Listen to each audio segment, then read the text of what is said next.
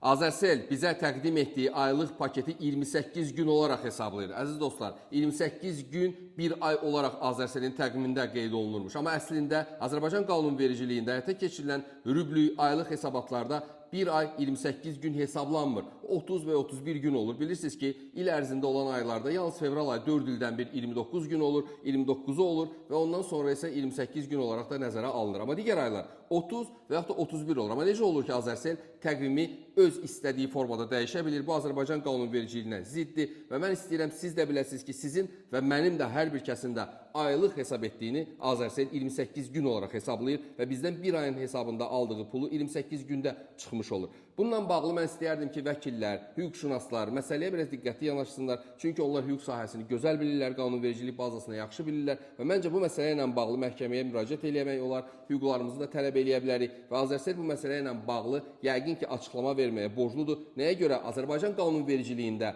aylıq hesabatların 30-31 gün olduğu halda Azərcell Azərbaycan qanunlarına bax belə zid addım ata bilir və maraqlıdır görəsən bundan sonra Azərcell bizə hansı dırnaqarası sürprizləri hazırlayıb.